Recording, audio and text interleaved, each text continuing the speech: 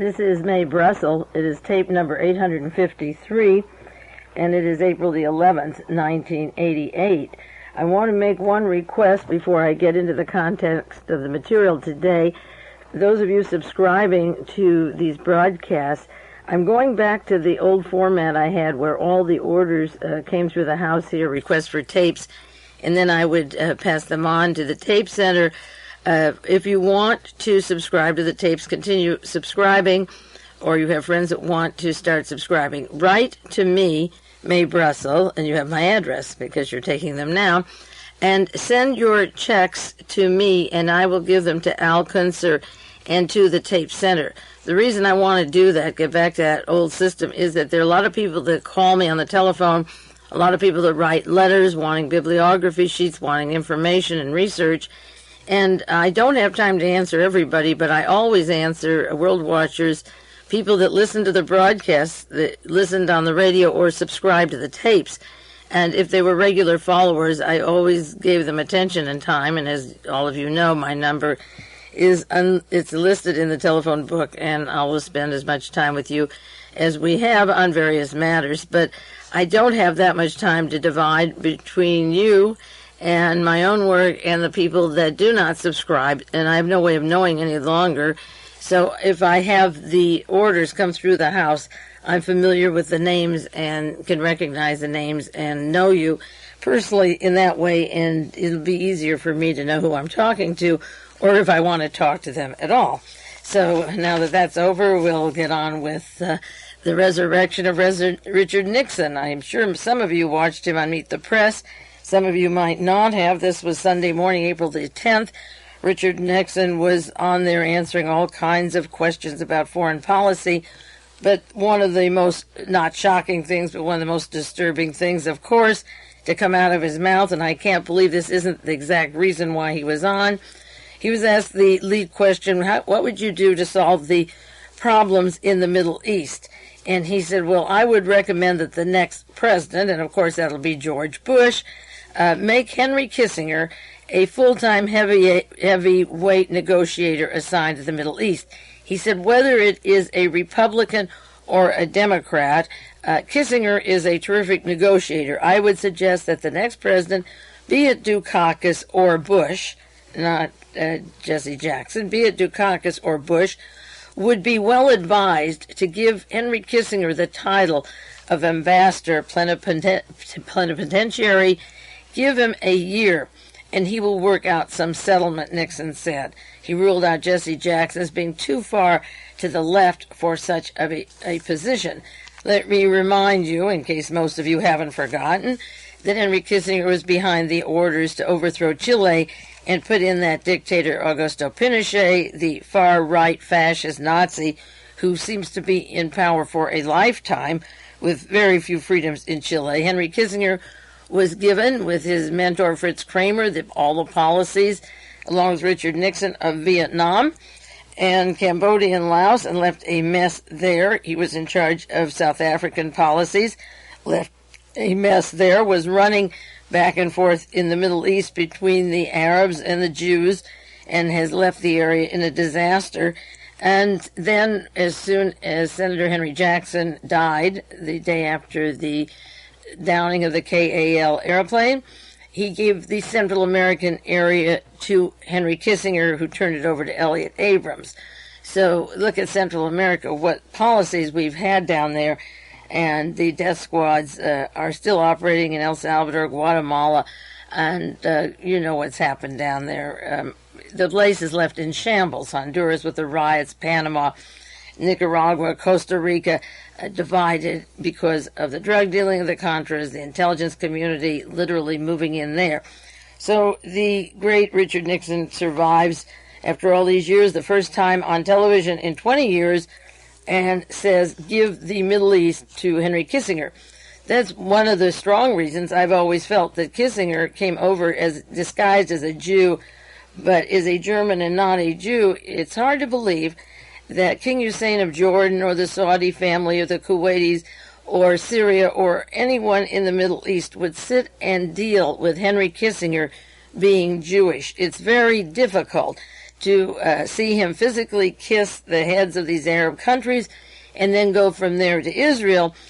Israel would deal with Kissinger, the German, and think he's a Jew, but I don't believe that these very, very anti-Semitic Arab groups would let the likes of Henry Kissinger make deals for them any more than his being literally on the board of Chase Manhattan and running the Council of Foreign Relations and all the things that Henry Kissinger has done. So that was, after 20 years, Nixon on television to say we need Henry Kissinger, whether it is a Republican or Democrat. And then, of course, behind him in the National Security Council would be Sven Kramer and Fritz Kramer. So visualize what you are seeing. I said last week I'd start doing items on George Bush. I'm just going to mention one brief report in U.S. News and World Report, because if I do Bush for a long period of time, I might throw up. This is a picture of George Bush with his possible cabinet. Of course, Secretary of State would be Jim Baker, Secretary of the Treasury now. He's very close to George Bush. And then there's Nicholas Brady, close to the vice president since Yale. Brady is a very strong Knight of Malta, right under J. Peter Grace. And I don't know if he was in the order of the skull and crossbones. I'll have to look that up. But they've been close since Yale. But the most interesting appointment or possible appointment for cabinet is the picture of John Tower, chairman of the Armed Services Committee while in the Senate. And John Tower, of course, covered up the entire National Security Council. The Tower Commission made sure after the Iran-Contra scandal that errors were made by people, not the National Security Council. And here's George Bush as vice president, who should have been investigated because he attends the National Security Council meetings, and the possibility of Tower, the brother-in-law, he's since divorced his wife, but has still remained the brother-in-law of Samuel Cummings. You can't forget that connection. The great arms merchant who armed Edwin Wilson, Frank Turple, and Carlos, and the likes of all the terrorists who work with fascists, Nazis, and the intelligence community. This is a possible cabinet position, a picture of George Bush with these faces, and I'll get back to Bush later, probably a little bit each week. The big story of the week, of course, were the hearings of Senator John Kerry, the Senate Foreign Relations Subcommittee. I'm not sure how many of you subscribers get C-SPAN, how many of you were lucky enough to get up at 6:30 in the morning to get the hearings, or stay up till 3 in the morning to take the other end of the hearings if you missed some during the day. I listened to all of them, and I just want to do a quick resume of who the witnesses were and share them with you. Some of it you've read in your newspapers, so I'm not going to try and repeat that, but just get some highlights. The first day, one of the witnesses was Michael Palmer, and Michael Palmer is in prison right now. At one time, he was in Colombia. He was in a jail in Colombia, and he got out. He was caught with drug trafficking in a plane that broke down there. And besides the charges of drug trafficking, as soon as he got out of Colombia, he came to the United States, and the CIA and the General Accounting Office started paying him to send supplies to the Contras. Legal funds were put in the hands of Congress for humanitarian aid. And, of course, Palmer was flying $40 million worth of marijuana into the United States, sending guns and so forth down to the Contras, and had a dual role of smuggling and supplying the Contras with the humanitarian aid and then bringing the drugs back to the United States. If Congress allocated through the State Department that these people could have this humanitarian aid, why did they use a pilot who flew with Vortex, a CIA airline that was listed as one of their vendors? Why didn't they just send it on a Pan American plane or whatever goes down to Costa Rica? But Palmer flew weapons down, and then he brought narcotics back, and his operation was set up by the CIA, and he said he worked with Felix Rodriguez, who also is closely associated with George Bush. Another witness was Francis McNeil, former State Department Deputy Director. He said the top Reagan officials in the CIA, William Casey, Assistant Secretary of State Elliott Abrams, worked with known drug smugglers, and that some operations involved the aide to George Bush, the Chief of Staff Daniel Murphy, and of course Murphy is linked to General Noriega and the drugs from Panama. Joseph Blandon, who testified last month, a former aide to Noriega, testified again, and he said that the plans that he discussed between the National Security Council, Oliver North, and Noriega were their plans to go into Nicaragua from Costa Rica, provoke an excuse to invade Nicaragua. Then George Morales testified. He said he gave several millions of dollars from cocaine sales in the United States to the Contras. He was involved in narcotic shipments from 1984 to 86. And the interesting part of his testimony is that he used Montego Bay in Jamaica with the help of the police authorities, and nobody stopped him. Now, Montego Bay is the home base of the still-living William Stevenson, known as Intrepid, head of British intelligence, who formed the OSS with William Donovan, William Casey, Allen Dulles, William Colby, etc. Montego Bay is still open, and when the stories that LaRouche always repeating that the British intelligence has literally co-opted the drug market, it's interesting that Morales, working out of Montego Bay in Jamaica with the high authorities, was supplying the Contras and then putting millions of dollars of cocaine into the United States. He says the weapons that he took to the Contras went to an airstrip near John Hull's ranch, and Hull was linked to the CIA, linked to the Contra aid, also to Robert Owen, Oliver North, and the National Security Council. Morales met with 3 Contra officials, and he was told by 2 of them, Marcos Aguedo and Octaviano CZAR, that they worked for the CIA. Gary Bessner, a pilot, flew the arms to the Contra. He picked up cocaine. He worked closely with Morales, and Senator Kerry said that Bessner's testimony made it clear that the Contras involved in cocaine traffic and the Contra support process were linked. John Hull used to meet the planes of Gary Bessner each time the weapons took off. The weapons were sent down to him, and when that plane took off, it was loaded with the cocaine. This is a man, John Hull, who was under the pay of the National Security Council, the CIA, supervising this matter. The plane left Opa-locka, Florida, with weapons on them, and often landed in Ilopango Air Force Base with the drugs. And, of course, Mr. Bessner said that this is a U.S. military base and that they would know the planes were used for drug traffic. And just today, there was a long segment on television of Tomasi Buscetta, the Italian Sicilian mafia chief. These hearings are separate from John Kerry's hearings. These are on La Cosa Nostra. Buscetta, and most of you saw the picture of him behind screen so nobody can see his new face, was the kingpin between the drugs of Palermo, Italy, and Sicily, and Syria, down in Sao Paulo, Brazil, the nest of the cocaine dealer, Joseph Mengele. And his traffic went from Sicily and down to Sao Paulo, and also involved with Syria and the United States. And, of course, that money went into E.F. Hutton and Merrill Lynch accounts and then back to Switzerland. And as I said on a previous broadcast, that was paying Agent. Now, one of the witnesses who was testifying at the hearings the first day wanted to talk about the Israeli arms that went down to the Contras, that went to Panama, and then the Panamanians would deliver the arms to the Contras, and the planes then would pick up narcotics and bring them to the United States. And when the narcotics got to the United States, William Casey and Oliver North and the powers that be were aware that in return drugs were coming into the United States. This testimony was enclosed hearing, then it broke in the newspaper stories, and it was somewhat declassified after the hearings. The first day we couldn't hear it on the television, but it was on the evening news, how the Israeli network provided drugs for the United States, and the shipment of arms that they would send down from Israel, away from Israel, were about $20 million, and then they'd fill those planes up with narcotics that flooded the United States. Then William Casey would pay the Israelis back the $20 million that they invested.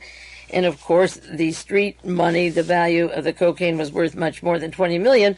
As John DeLorean said, $20 million is worth $60 million on the streets. So the Israeli drug traffic operations were not on the televised hearings, but they were off the record and parts of them on the news. Now, one of the kingpins of the Panama-Israeli connections was described in the Miami Herald, January 26, 1988, titled Noriega Supported by Ex-Spy. U.S. Israeli has to leave Panama. I don't think he's left there yet, but this is the story. Mike Harari, Harare, is a simple Israeli businessman who lives in Panama. He's an arms dealer close to the Panamanian strongman Noriega, and there have been orders to have Harari leave Panama because it's embarrassing to have him there. But the article says Harari is known in Israeli intelligence circles as the former senior agent of the Mossad, the Israeli CIA, and former head of the Mossad assassination team that killed Palestinian terrorists in 1970. He trailed those famous Palestinians that were responsible for the Munich massacre and had them killed. The article said Noriega is surviving partly because of the help of Harari. Harari has acknowledged a hand in the Israeli military sales to Panama of at least $20 million.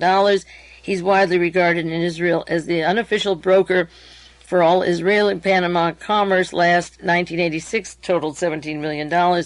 He's known to be very close to Noriega. In fact, Noriega goes to Israel and has been seen there with him. Noriega, who heads the Defense Forces, this article goes on, explains his relationship with pushing out the former president, who's sitting waiting to be president again, Eric Arturo Duvalier. Now, incidentally, Duvalier is Jewish. I don't know if I mentioned this on another broadcast or not before. Duvalier is Jewish. His attorney is William Rogers, the law partner of the late William Casey. Rogers has mafia links going to the Bahamas to Resorts International. Rogers was Secretary of State under the great Richard Nixon. William Rogers was the attorney for the Shah of Iran, and that's why the arrangements of the Shah to go to Panama when he fled Iran. And so not only does a large hunk of money go back to Israel with weapons into Panama through Mike Harari of the Mossad, but there was a tie here with Mr. Duvalier as well, being Jewish, and now the forces in the United States are closing against Noriega, but Duvalier would be back in power with William Rogers as his attorney. Rogers also headed up the investigation of the Challenger with a complete cover-up of why that blew up. This article says Israeli government officials confirmed in Washington that Jerusalem would like to see Harari leave the Panama area, but he's not a Mossad agent. He used to be. His name was Miki. He commanded their various assassination teams, but as a private citizen, he can stay in Panama if he wants to. He resigned from the Mossad in the late 70s when he moved to Panama and set up an import-export business. He was very close in 1979 to Panamanian leader General Omar Torrijos. He attended a meeting where an aide to President Carter asked Torrijos to give asylum for the Shah of Iran, and when Torrijos died in 1981 in a plane crash, I might say in a mysterious plane crash, which actually was a murder, Harari then moved closer to Noriega, whose power became greater as soon as Torrijos was dead. Harari arranged the Israeli training of Noriega's bodyguards. They're trained with mini Uzis, pistols, and so forth. Harari has boasted to Israeli friends that Noriega is so close to Harari that at the present time, or this was in 1986, that the General Noriega's daughter attends the Israeli school in Panama, even though she is Catholic, and as I say, has made trips to the Holy Land with the general's wife. Harari has. Noriega has made a number of unofficial trips to Israel. Noriega in fatigues, Harari in a pilot's jumpsuit on a military base. They've been seen together.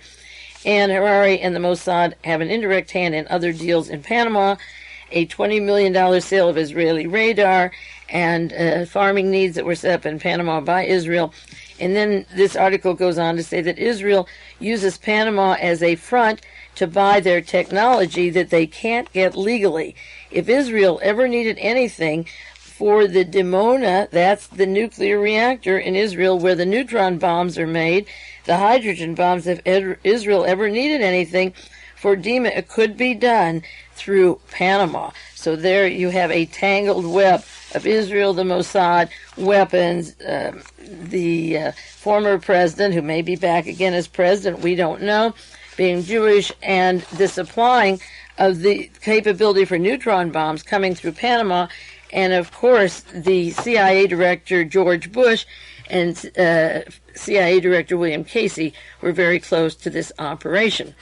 One person who couldn't testify at these hearings, who has an interesting history, and you will be hearing from him soon, his name is Carlo Galbasis, and there was a picture of him in the San Francisco Examiner this past Tuesday, April the 5th.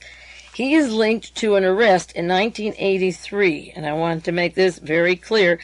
He is a former used car dealer from Daly City in federal prison who in 1983 was arrested for cocaine trafficking, bringing cocaine into San Francisco, and sending money to the Contras. There was a link between narcotics traffickers and the government in the Western Hemisphere going back to 1983. And Cabezas testified about his involvement in the drug traffic.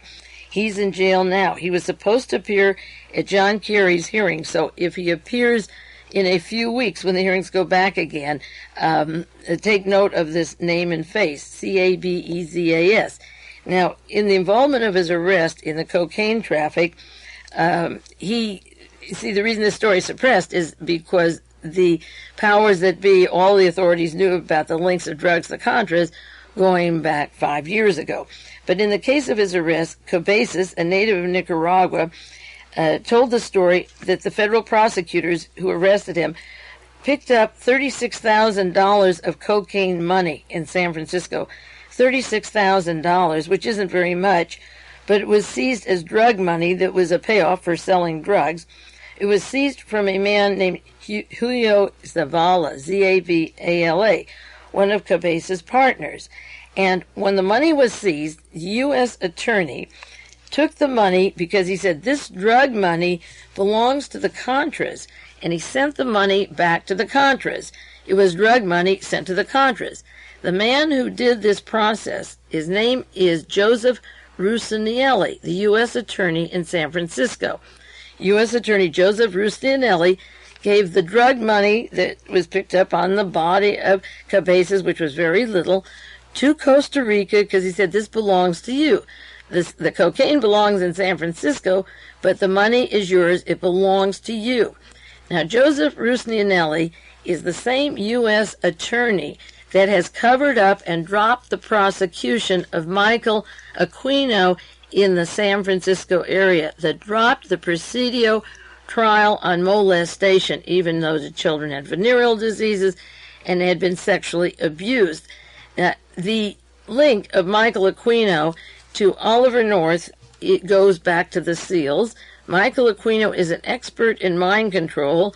He runs the U.S. Army Reserves out of St. Louis, Missouri right now.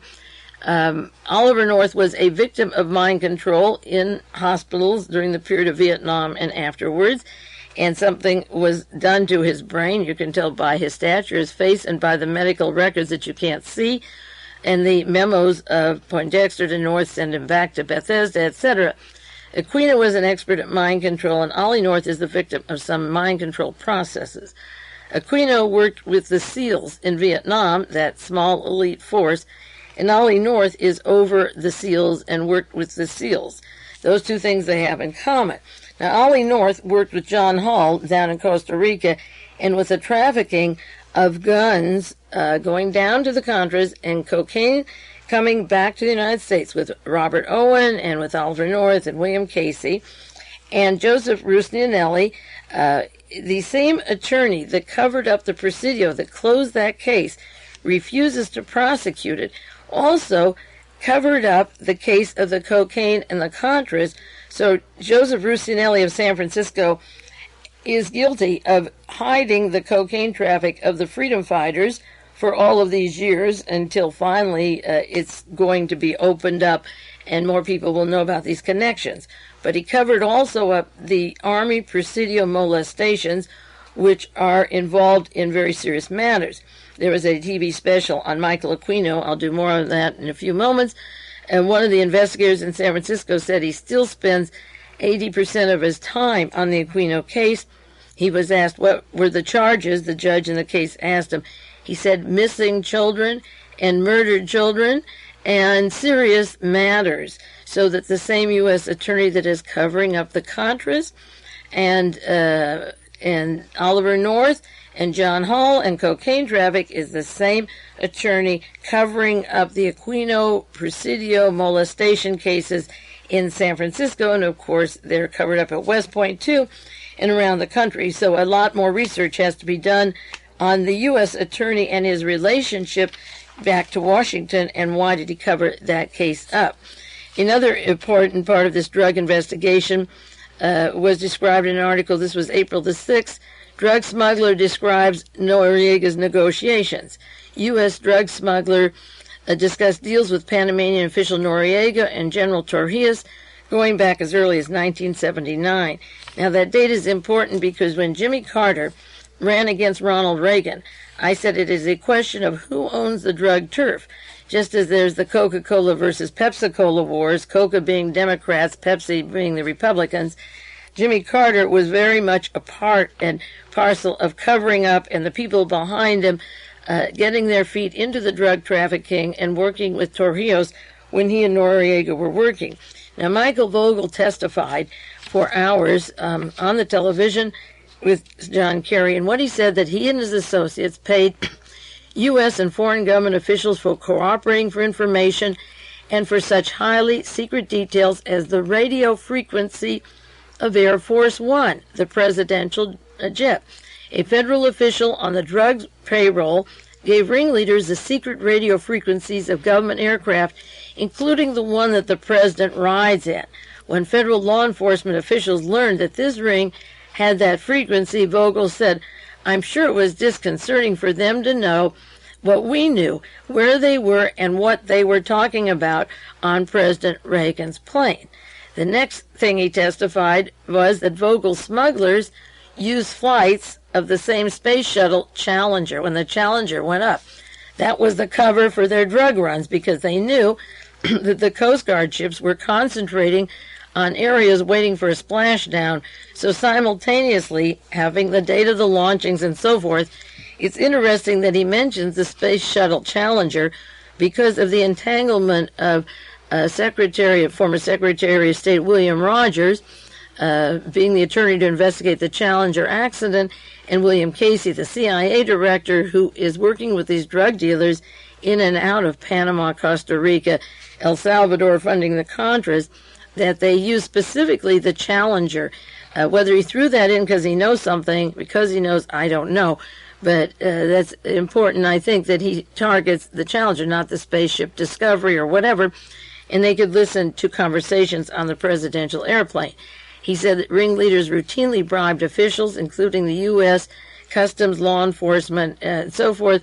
And once, when they were misguided and went into a Colombian army base, Vogel said they simply paid $100,000 to release them so they could deliver their marijuana run. There's also the testimony of another person, Osvaldo Quintano, who did the drug dealing in Haiti with General Jean-Claude Paul and delivered 900 pounds of cocaine into the United States just in 1986.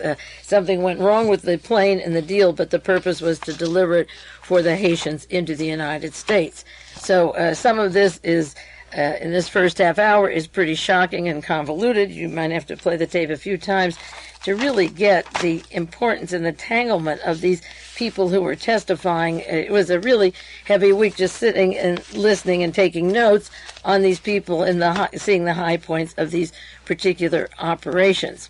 Now, the sedition trial that I talked about for going from the time they were arrested in the last few weeks into detail, all of you know that they were acquitted of all charges. They didn't do anything wrong.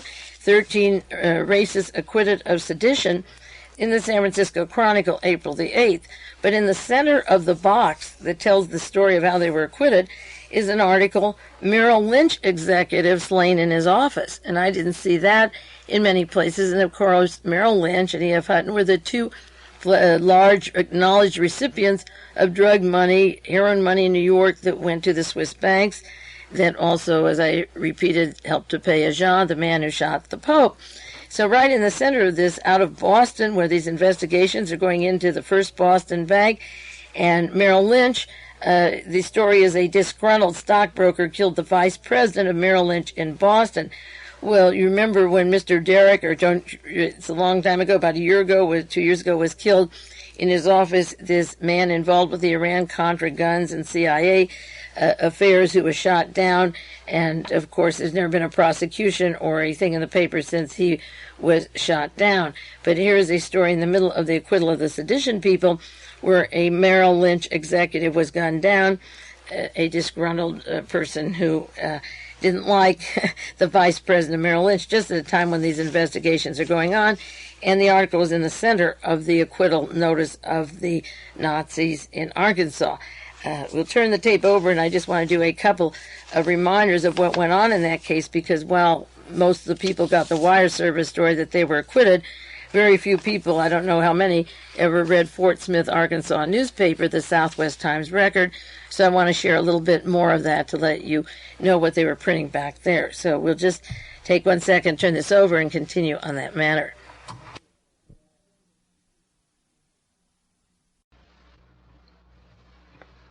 This is Mae Brussell, and this is the second half of tape number 853, April the 11th, 1988. This is out of the newspaper in Arkansas, a little bit more description of the trial as it came about there. I had some of their nasty stuff on these tapes before, but I think it bears sharing how they think and how these people feel, because they're all acquitted and ready to continue what they were doing. Part of the testimony of one of the persons said that whites came from a race of giants, blacks descended from the apes. Miles followed co-defendant Richard Butler on the stand after a 2-day delay when David Lane was sick for a while. And Miles, who is a pastor in Michigan, church he founded in 1970, he gave off his robe as the Grand Master of the Klan to become a minister, and he wanted to tell the court about his background. He said, "I always had pride in race and upbringing. My grandmother told me the family had lineage to the race of the giants. I had the mark of the giants, the marks of freckles and green eyes.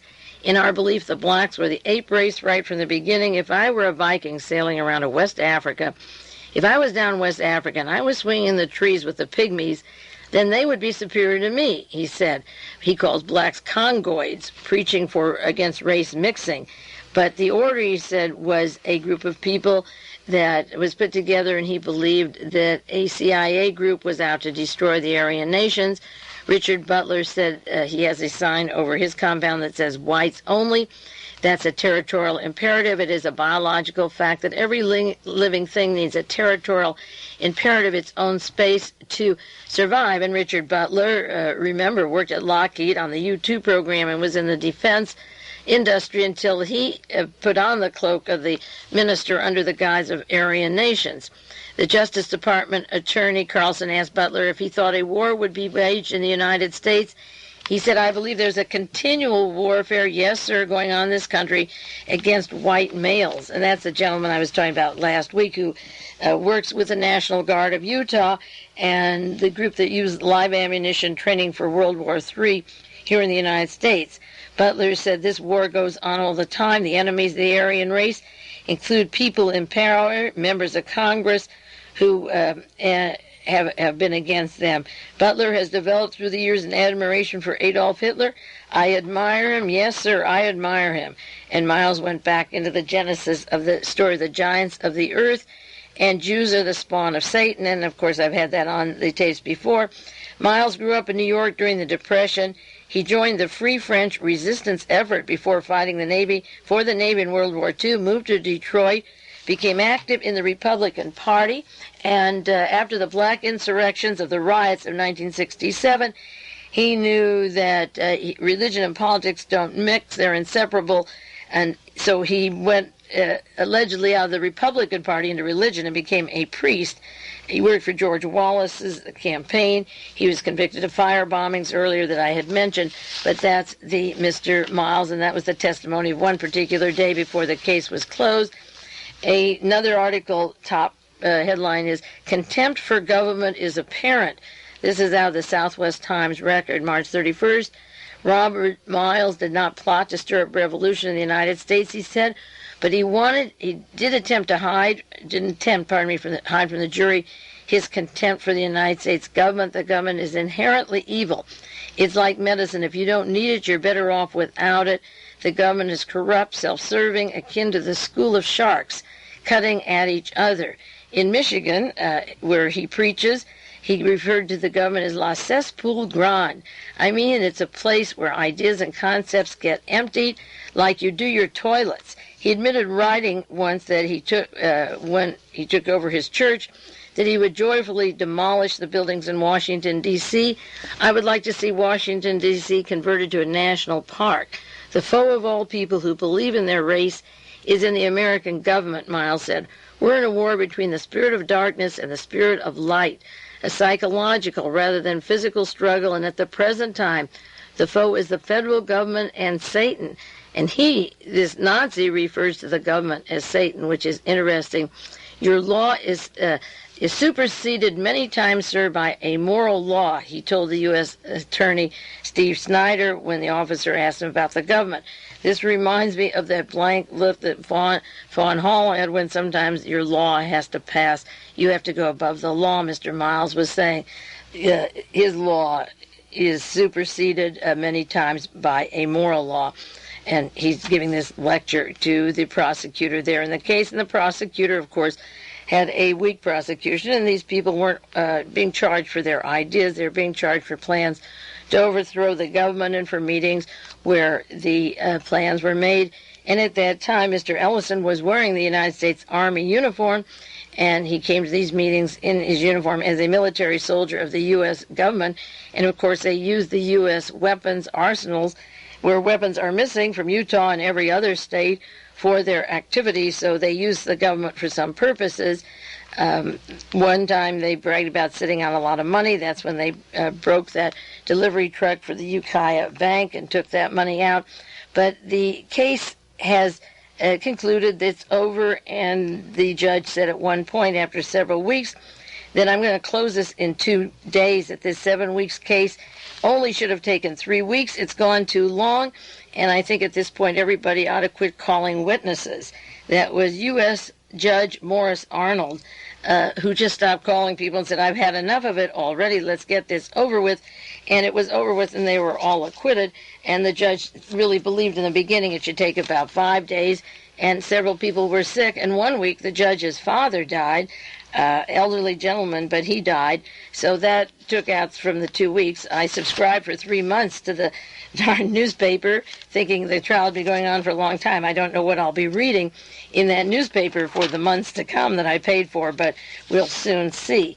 Now, along those lines, and working with these people, is Richard Butler, is a gentleman who worked his way into the establishment, always was establishment. Richard Butler of the Aryan Nations of Lockheed, as I said before, the U-2 program, who worked in Burbank with Thane Caesar, the man who shot Robert Kennedy from the back of the head. This gentleman's name I've had on broadcast earlier, about a year ago. His name is William Pierce, and there's an article about him. He took over the American Nazi Party and changed the name of the organization to National Alliance. Mr. Rockwell was running the Nazi Party in Washington. Lee Harvey Oswald had his name and telephone number in his address book. Rockwell was murdered, and along came Mr. Pierce. Pierce worked for the Air Force. He had a salary from the Air Force. He taught college in Oregon. He wrote the Turner Diary on how Jews should be strung coast to coast on the telephone poles with their throats cut. And when he took over the Nazi Party, he had come from working for Alexander Haig's United Technology. His salary there was $29,000 at Pratt & Whitney. And he became editor then, at the time actually he was editor of the National Socialist World, and Mr. Pierce then went to Virginia and took over the Nazi Party. And he's in the news this week, April the 1st, 1988, in the Washington Post. The title of the article is Supremacist Force, American Telephone and Telegraph, AT&T, to set a vote on hiring.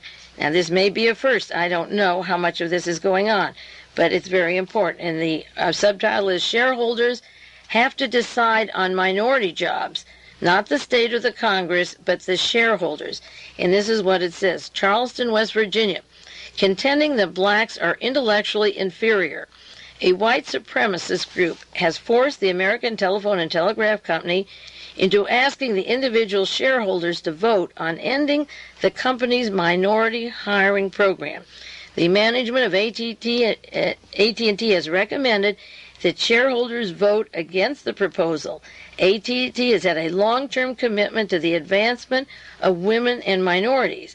However, the racist group, the National Alliance, and this is the guy from United Technology, where Alexander Haig was president of it, and keep in mind Haig's mentor, Fritz Kramer, always behind these people, the giant behind him, the racist group National Alliance offered the resolution for the AT&T annual shareholders when they met in Denver for April the 20th. The Security and Exchange Commission has held that it must appear on the ballot with minor changes in wording despite the company's objections. It will appear. Look for this in the newspapers if there's anything April the 20th. And the subtitle here is Devotees of Adolf Hitler. The National Alliance is a Washington-based organization that promotes the study of Hitler's writings. Its leader, William Pierce, also heads the white supremacist Cosmotheist Church. He has become a religious leader.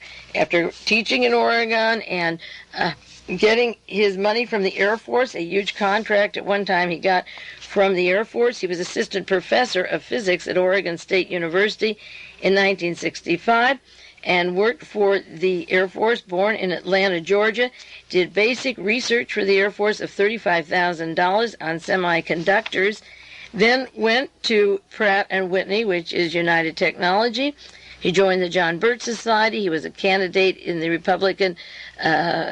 He supported 1964 candidacy of Barry Goldwater as part of the election of conservative Goldwater in 64. Then went into his private Nazi group, and he now also is a priest, like Richard Butler and his friend Miles from Michigan. Miles has headquarters in the Pocahontas County, West Virginia. He is the author of the Turner Diaries, a fictional account of a race war that ends in the domination by worldwide Hitler-inspired regime. And working out of Pratt Whitney, Air Force, and University of Oregon, keep in mind these people have high contacts with the Defense Department, but he wants the world domination of Adolf Hitler. And last week I was talking, or 2 weeks before, about the Aryan nations and the rehearsal for World War III, getting the weapons and using the National Guard. The National Alliance bought 100 shares of AT&T stock in 1986, and this is the way they're moving right into these corporations, and he told the Charleston Daily Mail that the group's members had been working on AT&T campaign for a year and a half. In a statement sent to shareholders, the National Alliance asserted that AT&T's hiring of blacks sacrifices the long-term benefits of personnel quality for the short-term approval of pressure groups. And remember, Charles Lindbergh said that by losing World War II, we set back for eons of years and caused the mongrelization of the races. The article continues, the resolution says minority hiring has negative effects on the morale of people working at AT&T. Now, if the Aryan nation starts buying stocks in corporations, be careful of what can happen as they work from this end. AT&T and management has recommended a vote against the proposal from a New Jersey shareholder that asks that the company reformulate its affirmative action programs to ensure that racial minorities and women are not under-ritualized in upper, middle, and executive levels of corporate structure. Now, that is an important article in the way that William Pierce, a gentleman I talked about a long while ago, it seems like a long while ago, I don't remember the tape number or the date that I talked about him, but I did, and now he is not silently, he's working vocally to get himself into a situation buying stock on corporations. And where is he getting his money? To promote the idea of a worldwide Hitler. Now, there have been a lot of articles of Edwin Meese. I've updated some, not into great detail. I should do more. But there are two important articles on Meese that I want to share with you now, because one of these came from the San Jose Mercury and isn't wire services, so maybe you haven't seen it. This is April the 6th, 1988. Justice Department landlord pays Meese's wife. We've heard that Ursula Meese got money from the Bender Foundation, that they're investigating her salary and her money. And now it turns out that the family owners of the buildings leased to the Justice Department are paying the salary of Ursula Meese through a special grant that they gave her. They also are in charge of the Multiple Sclerosis Society, and there was a $120,000 grant to her employer, the Multiple Sclerosis Society. The 3-year grant to MS was made on behalf of the Bender family, including Howard Bender, his wife Sandra, who are social acquaintances of the Meese, and they pay her $40,000 annual salary until January of '89. The job was obtained by Robert Wallach, the longtime friend of Edwin Meese. Now, the Justice Department rents 2 buildings that are owned by the Bender family. They pay an annual fee of one building, $5.6 million, and another building of $1.5 million, which is $7 million goes from United States tax dollars to pay Mr. Bender rent on the Justice Department buildings, and they, in turn, grateful for the $7 million rent, pay Mrs. Meese's salary of $40,000. Now, it would be very interesting to know, and I haven't researched this yet, I'd like to have time to do it, or recommend some of you eager beavers do it. Maybe we can find out from the Justice Department when the lease was signed. Was it signed in 1970, 1975? How often it is renewed? Because if these 2 buildings to the tune of $7 million were paid by the federal government to the Bender family, and they in turn used part of that profit to pay Mrs. Meese, this is a tangled web that really should be opened more, and it's not on the nightly evening news.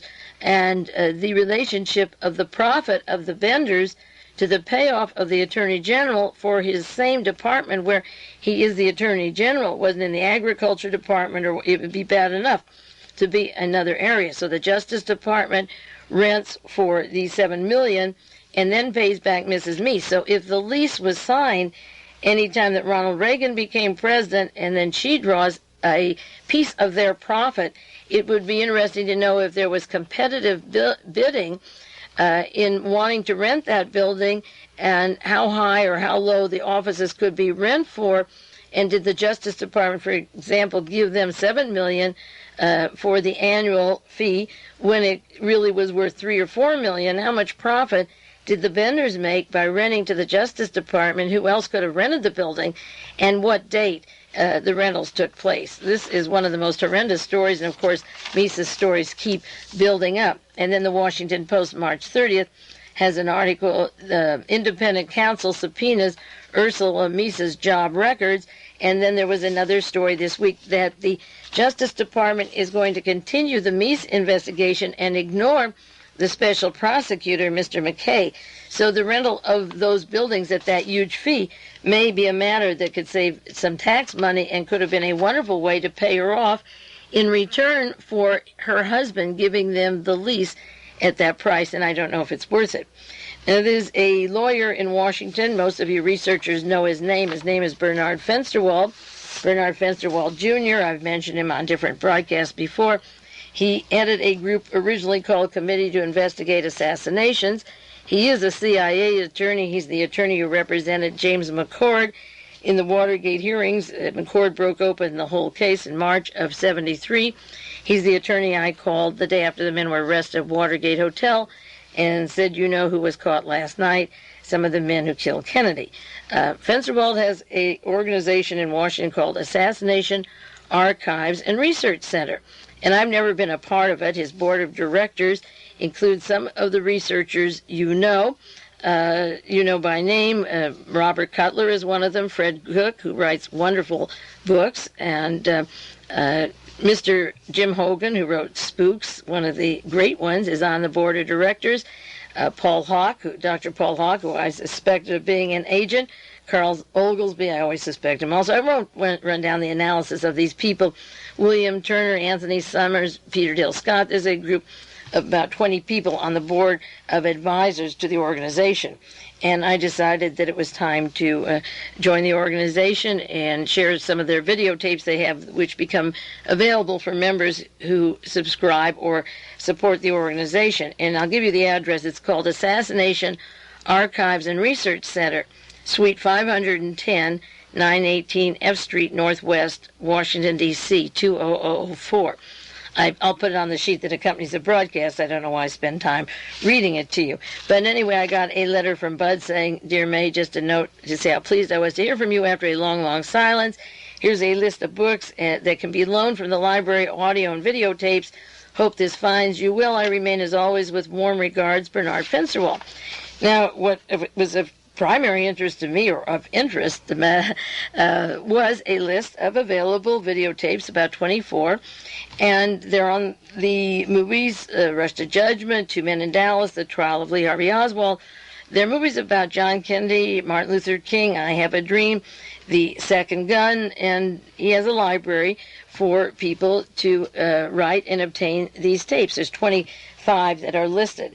Now, number 24 on the list is Manson. And I wondered, and I will be writing to Bud, why Manson is on this list. Because I am the only researcher, I believe, in the United States of America, and probably in the world, who gave the Manson family murders the same importance as the Kennedy assassinations, the John Kennedy, Robert Kennedy, Martin Luther King. And those of you who've been to my home know that I have a library of articles in chronological order up till Watergate when the story broke. Then I had to put them into files. There was so much of newspaper articles on the murder of John Kennedy, then Martin Luther King, Robert Kennedy, Chappaquiddick, George Wallace shooting, and Manson. And I have 6 spiral notebooks, 3 whole, filled with material on Manson. And from the day that the Manson story began to unfold, it involved people like Lawrence Schuller, the writer who was with Jack Ruby up till the time he died, and Charles Manson's attorney was Joseph Ball of the Warren Commission, who came into the case. And there were many overlaps into the murder of John Kennedy that I could see immediately. So Fensterwald has also a list of books available in the library, and among them is Bugliosi's book, Helter Skelter. So, okay, Fensterwald, now I've got to write and ask him, where did you catch on to the Manson family? This is all John Kennedy and Martin Luther King and Robert Kennedy. Where does Manson fit into your plan or scheme? Why is the Manson there, and how come not one of those members of the advisors, and maybe 50% of them know me, not a single one would ever say, hey, what's this thing about Manson? How does it connect? They'd say, she's off the wall to talk about Manson. There's nothing to Manson. He's just a crazy loner. And, of course, this was a huge military operation done identical to the political assassinations, as carefully planned and as carefully covered up. The national, the New Federalist, the newspaper changed its name from New Solidarity, that Lyndon LaRouche gets out, has a long article, March 18th, Judge orders the George Bush files search for LaRouche case.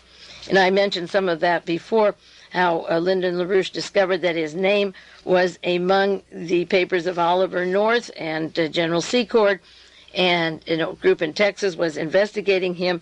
And as this came out in the trial, I mentioned how his own defense attorneys didn't believe him, but now they have to go into the stories that Fred Lewis collected information against LaRouche, and LaRouche has been saying all along that he thought the FBI and CIA had penetrated his operations.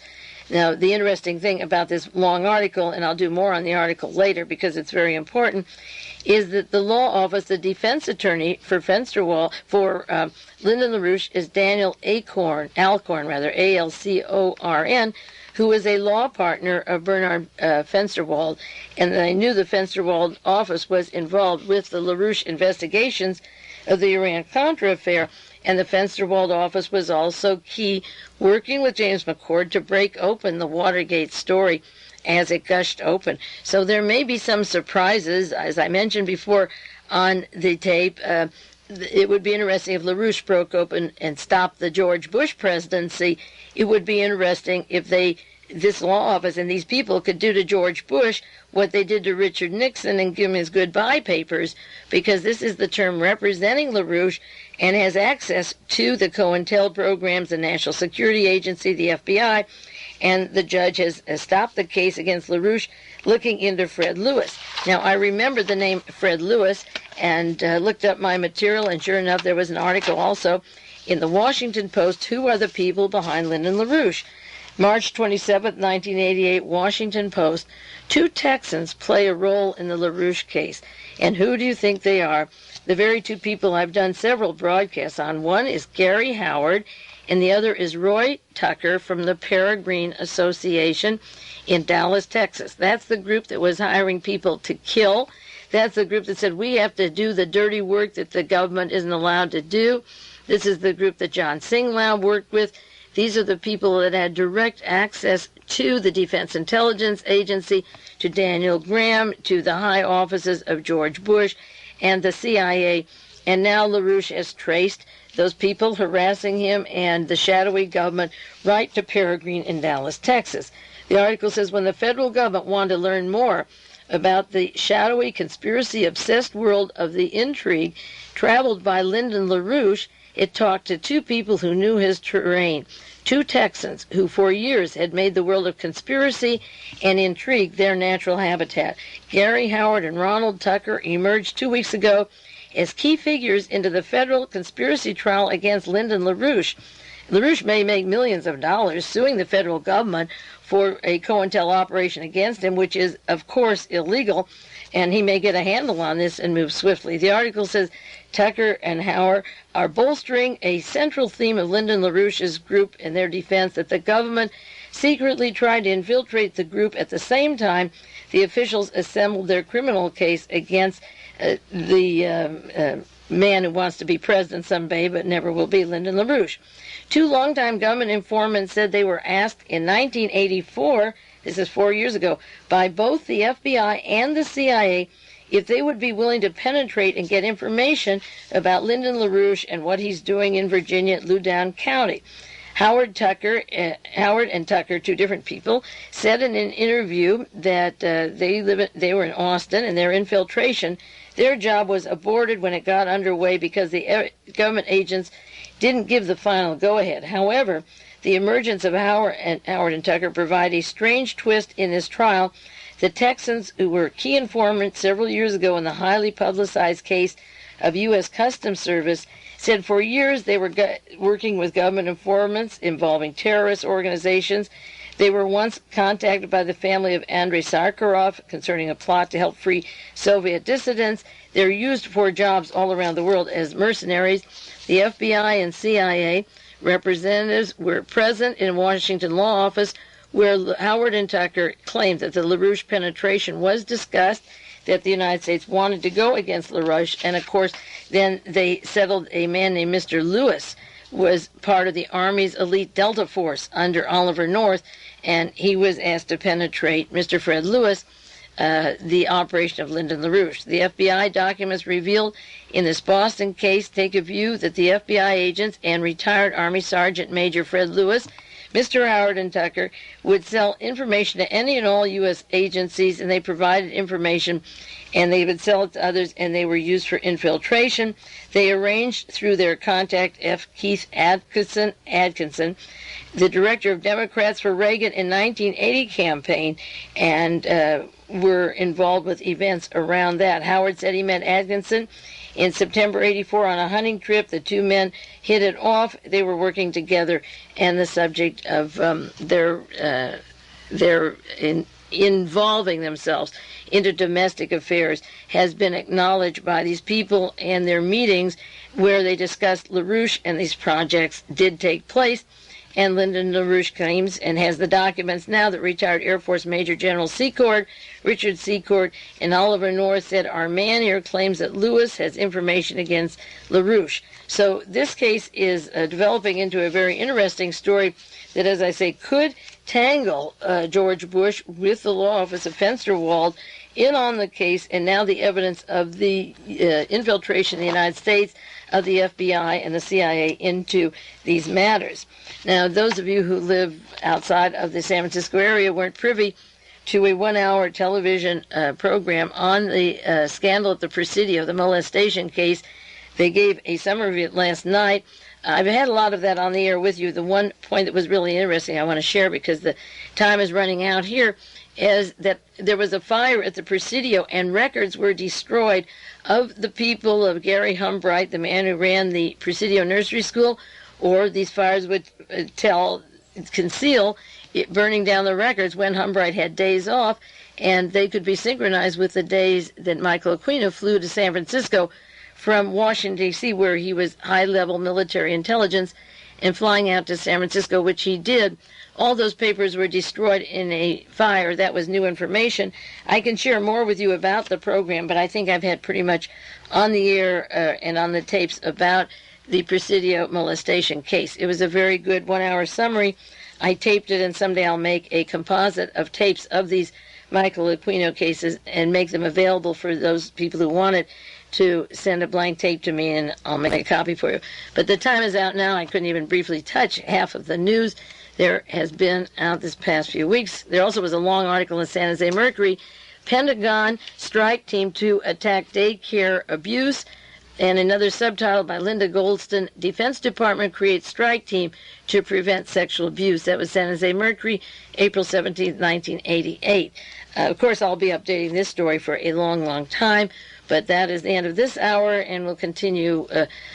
This is so much, it's hard to know where to start, but I know the end has to come because the tape runs out. So I'll be back with you next week to try to make some sense out of this insanity. This is Mae Brussell. Thank you for your letters and mail, and remember, send your requests for tapes to me, and I'll pass them on so that you will get your tapes, but I want to become familiar with the names of the people subscribing.